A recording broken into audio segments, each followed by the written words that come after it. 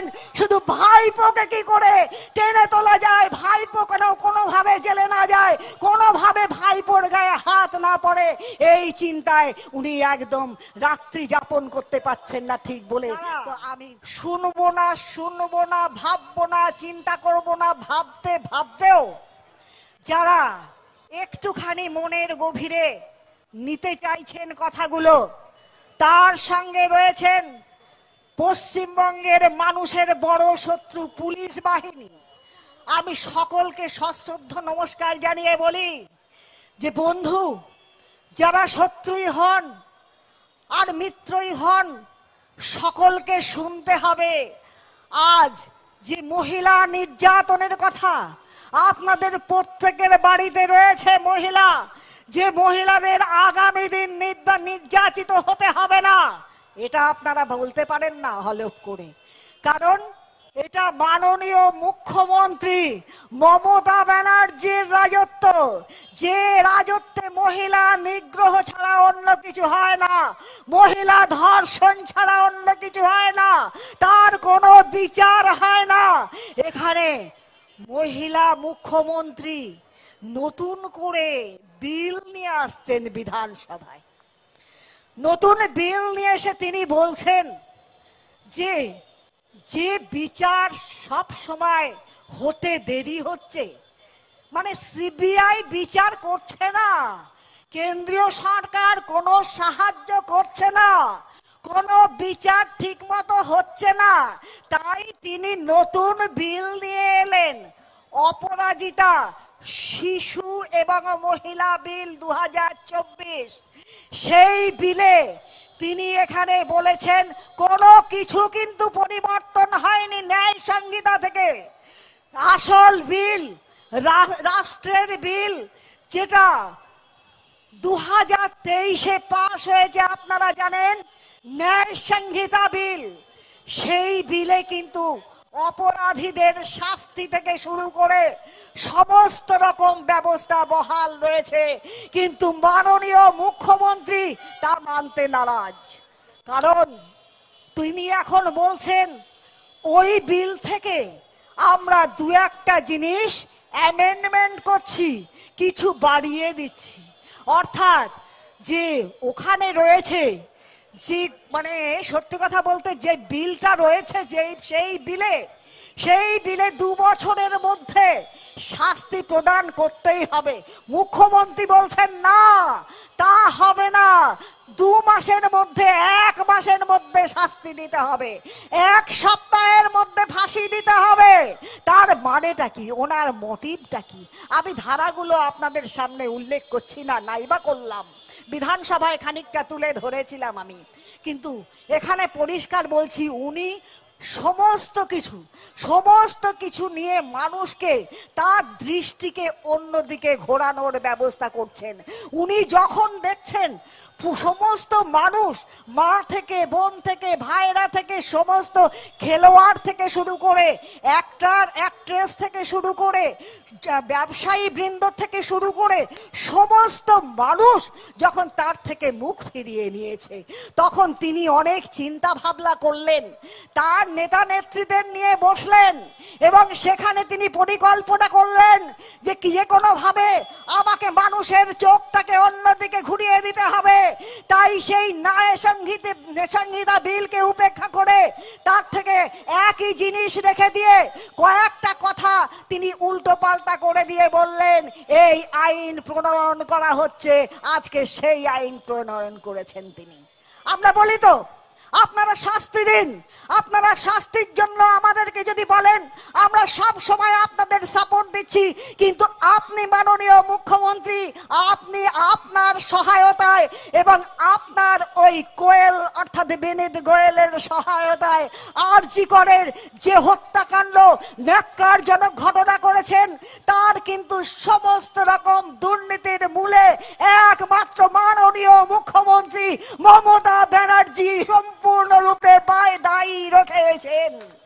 কারণ দেখুন ওখানকার যে প্রিন্সিপাল, সেই প্রিন্সিপাল এত বড় কাণ্ড করলেন ওখানে, আর সেই মহিলার বাড়িতে ফোন করে খবর দেয়া হলো, 3 বারের 3টে ভিডিও। একবার বলছেন, আমি বলছি এখান থেকে, অ্যাসিস্ট্যান্ট উনি বলছেন ওখান থেকে হসপিটালে যে আপনার মেয়ে অসুস্থ। দ্বিতীয়বার বলছে আপনার মেয়েকে আমরা ভর্তি করেছি।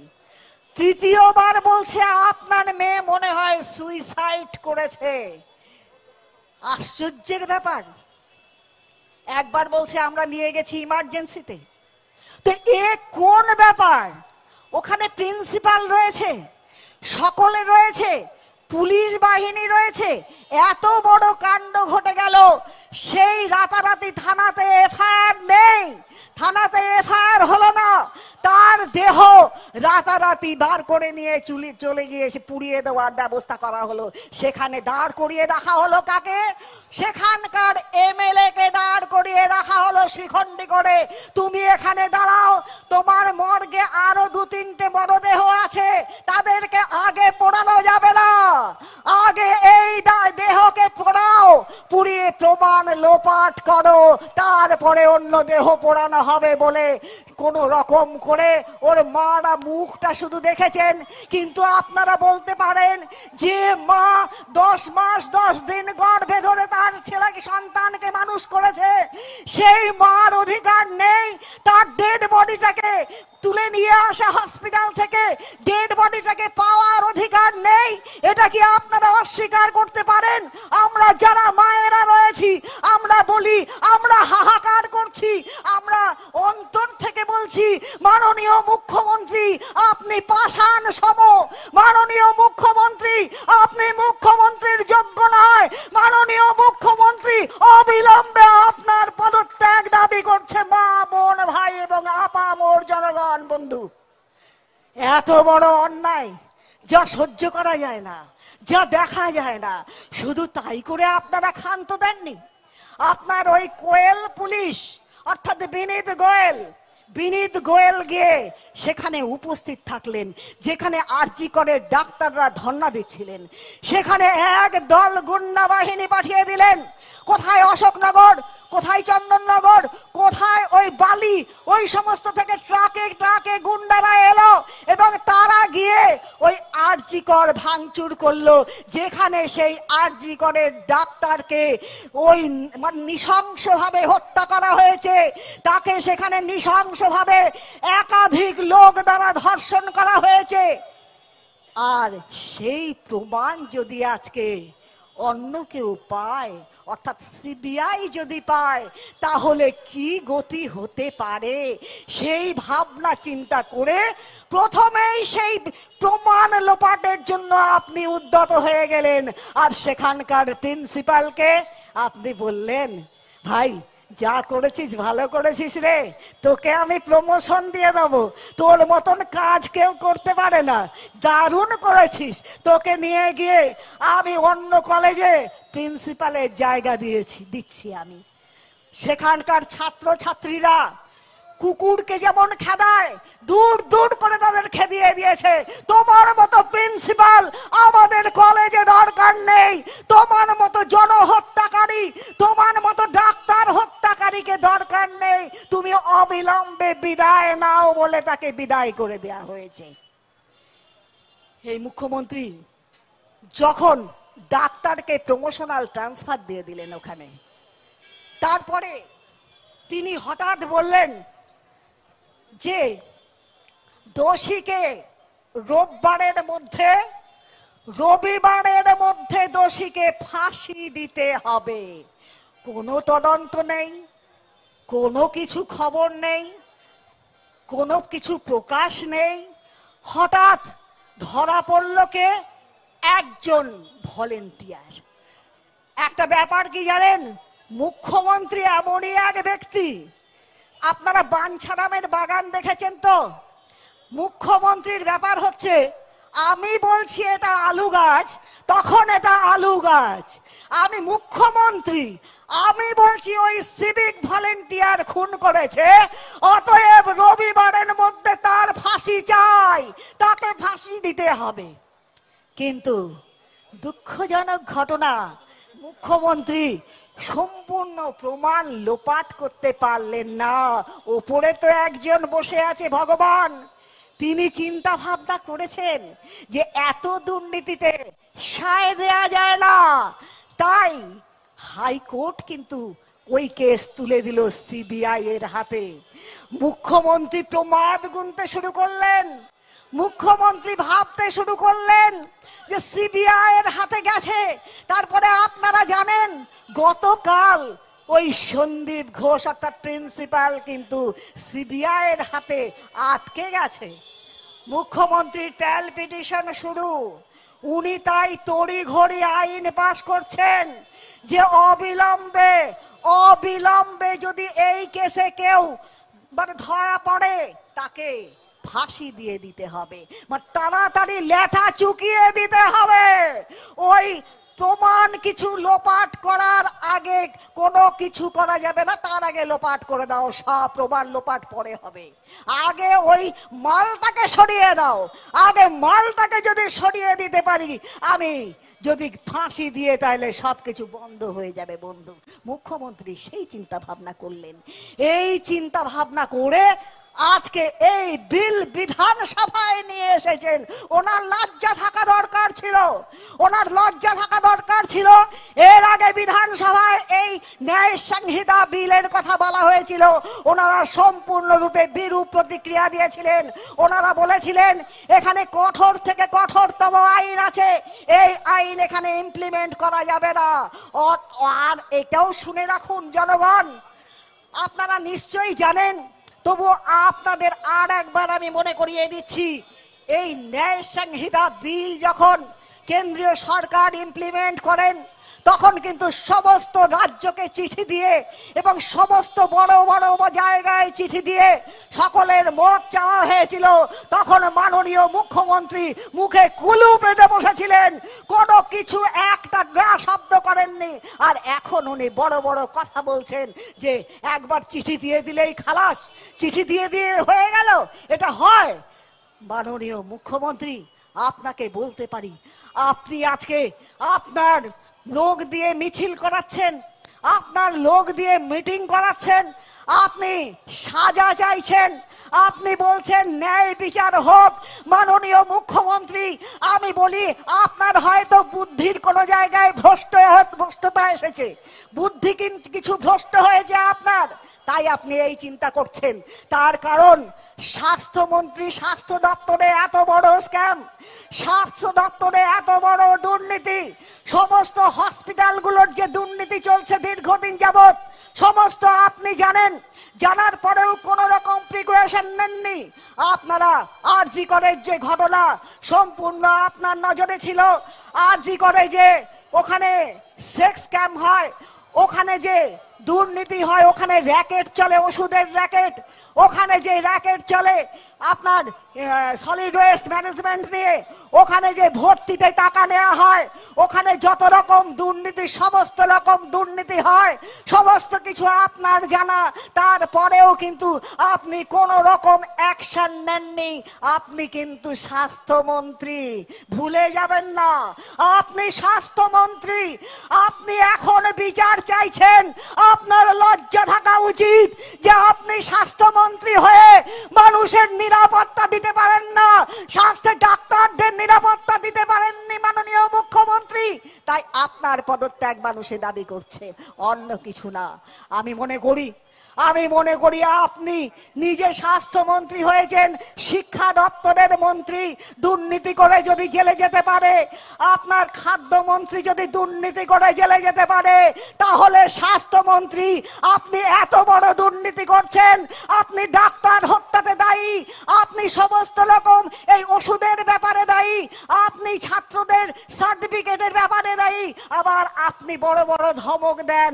আপনারা যদি এই ধর্ণা তুলে না নেন, ছাত্রছাত্রীদের বলছেন, তাহলে আপনাদের ভবিষ্যৎ কিন্তু অন্ধকার হয়ে যাবে। আমি পরিষ্কার আপনাকে জানিয়ে দিতে চাই মাননীয় মুখ্যমন্ত্রী, এ ধরনের বলার অধিকার আপনার নেই। তারা যদি আজকে জেল খাটতে পারে, তাহলে স্বাস্থ্যমন্ত্রী হিসাবে এত দুর্নীতি করে আজকে কেন আপনি জেল খাটবেন না? অবিলম্বে আপনার জেলে যাওয়া দরকার। মাননীয় মুখ্যমন্ত্রীর অবশ্যই বিচার হওয়া প্রয়োজন। জনগণ আগামীতে বিচার করবে মাননীয় মুখ্যমন্ত্রী। আমি বলতে চাই বিশেষভাবে এই কথা। আপনি আইনের কথা বলছেন, আইন মন্ত্রীকে পশ্চিমবঙ্গের আইন মন্ত্রী অর্থাৎ স্বরাষ্ট্র দপ্তরের মন্ত্রী মাননীয় মুখ্যমন্ত্রী মমতা ব্যানার্জি। আর তার সামনে এত বড় খুন, প্রতিদিন ধর্ষণ। আপনি চলে যান কামদুনি থেকে শুরু করে উত্তরবঙ্গের জলপাইগুড়ি জেলা, উত্তরবঙ্গের শিলিগুড়ি, আপনি চলে যান মালদা, আপনি চলে যান মাটিগাড়া, আপনি চলে যান রাজগঞ্জ, আপনি চলে যান ঘোড়ামোড়, সমস্ত জায়গায় প্রতিদিন যে ধর্ষণ হচ্ছে। গত পরশুদিন হাওড়ার বুকে ধর্ষণ হয়েছে, আমার বিধানসভায় গত পরশুদিন ধর্ষণ হয়েছে। প্রতিদিন নারী ধর্ষণ। আর আপনার আমলে শুধু নারী বললে ভুল হবে, শিশু ধর্ষণ, তার সঙ্গে ৭৫ বছরে বয়সী মহিলাও ধর্ষণ থেকে বাদ যাচ্ছেন না। এ হচ্ছে কার রাজত্ব? মাননীয় মমতা ব্যানার্জি মুখ্যমন্ত্রীর রাজত্ব। অথচ উনি চোখে ঠুসি দিয়ে এবং কানে ঠুলি দিয়ে বসে আছেন। উনি কিছু দেখতেও পাচ্ছেন না, উনি শুনতেও পাচ্ছেন না। উনি মুখ্যমন্ত্রী মাঝে মাঝে একবার করে জানান দিচ্ছেন মানুষকে, স্টেজে উঠে আসছেন, ফোঁস করতে হবে। তার যে অনুগামীদের বলছে, আপনারা রামকৃষ্ণদেব বলেছেন যে আপনারা অন্তত কিছু নড়াচড়া করুন। অর্থাৎ কি, হঠাৎ মনে হয়েছে রামকৃষ্ণদেবকে তো নিয়ে আসতে হবে, এ তো পশ্চিম বাংলার মানুষ, মানে তো রামকৃষ্ণদেবকে। তো সুতরাং উনি হঠাৎ বলে ফেললেন, এক সাপ প্রতিদিন গিয়ে রামকৃষ্ণদেবকে বলছে, আমাকে প্রত্যেক দিন গর্তের মধ্যে একজন খোঁচায়, খুব আমি কষ্ট পাই ঠাকুর, কি করি? তখন রামকৃষ্ণদেব বললেন যে তুমি তাকে ছোপল দিও না, তুমি ফোঁস তো করতে পারো। মমতা ব্যানার্জির মনে হয়েছে পশ্চিমবঙ্গের মানুষ ঠাকুর রামকৃষ্ণকে তো মানে, সুতরাং এইটা একটা দুর্বল জায়গা, এই জায়গাটায় আমার হিট করা দরকার। তাই তিনি তার কর্তব্যরত তার দলের লোকেরা আছে তাকে বললেন যে আপনারা তো ফোঁস করতে পারেন। আমি বলতে চাই না যে বলেছিলাম একদিন যখন 11তে ক্ষমতায় এসেছিলাম, তখন বলেছিলাম বদলা নয় বদল চাই, কিন্তু আজকে বলতে বাধ্য হচ্ছি, আপনারা বুঝে নিন আমি কিন্তু উল্টোটাই চাইছি।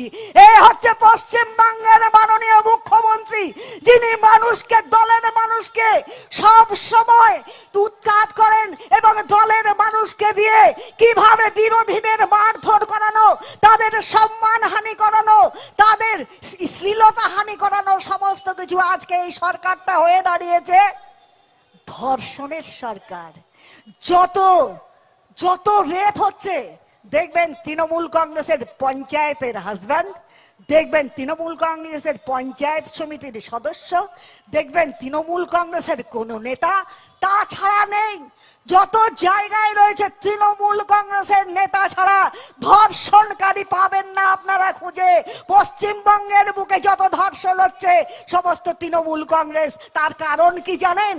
তার কারণ একটাই, মমতা ব্যানার্জি পরিষ্কার নির্দেশ দিয়ে দিয়েছেন তার দপ্তর থেকে, তোমরা চুরি করো, ডাকাতি করো, ধর্ষণ করো, জমির দালালি করো, যা করো কোনো আপত্তি নেই, সে ব্যাপারটা আমি দেখে নেব। তোমরা তোমাদের ইনকামের ৭৫% টাকা আমার জায়গায় পাঠিয়ে দেবে কালীঘাটে, আর 25% টাকা তোমরা রাখো, যথেচ্ছাচার করে বেলাও কোনো আপত্তি নেই। এই হচ্ছে মমতা ব্যানার্জি, মাননীয় মুখ্যমন্ত্রী।